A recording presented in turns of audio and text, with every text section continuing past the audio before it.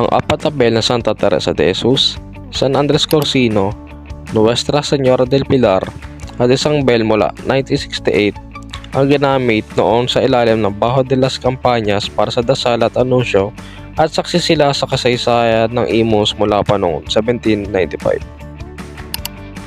Katedral ng Imus ay isang makasaysayang simbahang Katoliko sa Cavite na itinatag noong 1795 at kinilala ng NHCP noong 2006.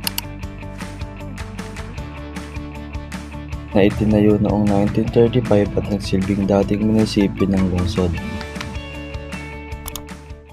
Ako nga po pala si Kenneth Edmar, taga Unida Christian College. So, start na po. Ano po ang pinakamalaking suliraning naranasan niyo po rito? Regarding dito, siyempre yung mga pasaway na minsan yung mga lasing, tapos mga kabataan, lalo na yung pagpasko, mga dito nagkakagulo yung simbang gabi. Opo. Ngayon ang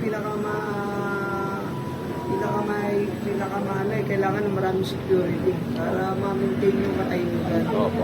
Tatanong ko lang din po kung gano'n na po yung katagal na nakatira. At nakatira o nagtatrabaho? Nagtatrabaho na lang po dito. Mag 10 years na. 10 years na dito po. sa plaza. Ano po ang mga namumungkahi mong dapat puntahan na lugar dito sa inyong barangay? Or ano, ibig Sa sabihin ng... Imus, Opo, dito po sa... dito po sa poblasyon.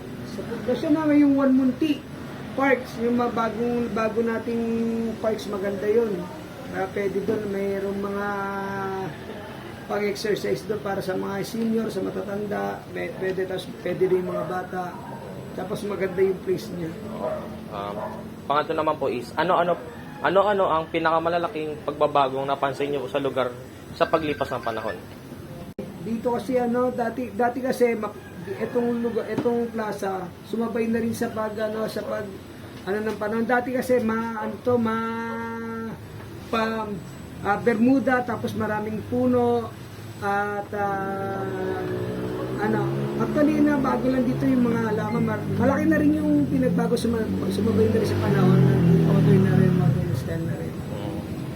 So ang dagdag ko lang din po is masasabi niyo po bang successful din po yung mga proyekto ng gobyerno na ginawa po dito sa poblasyon? Oo naman, siyempre naman. Makikita mo naman malinis yung ating lugar. At the same time, nadidisiplina yung mga tao. Nagkakaroon ng pagpapahalaga dito sa lugar. Yun lang po, maraming salamat po. Okay.